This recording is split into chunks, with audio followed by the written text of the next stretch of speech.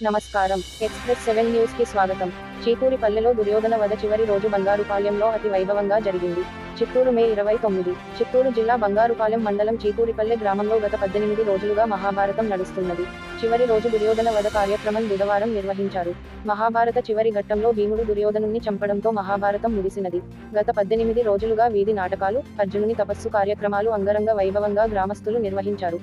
దీనికి చుట్టుపక్క గ్రామాలు కేజీ సత్రం, కల్లూరుపల్లి, కాటప్పగారిపల్లి గ్రామాల్లో పూజా కార్యక్రమాలు నిర్వహించారు. దుర్యోధన వధ కార్యక్రమానికి పూజలు వల్లెమ్మోల వెంకటేశులు బజ్జన్న దాతలుగా కార్యక్రమంలో పాల్గొన్నారు. దుర్యోధన విగ్రహాన్ని చంపిన తర్వాత భక్తులు బంకమట్టి కోసం ఎగబడ్డారు. బంకమట్టి ఇళ్లలో పెట్టుకుంటే మంచి జరుగుతుందన్న విశ్వాసంతో భక్తులు బంకమట్టి కోసం ఎగబడ్డారు. కార్యక్రమంలో చీకూరిపల్లి తదితర చుట్టుపక్క గ్రామస్తులు అధిక సంఖ్యలో పాల్గొన్నారు.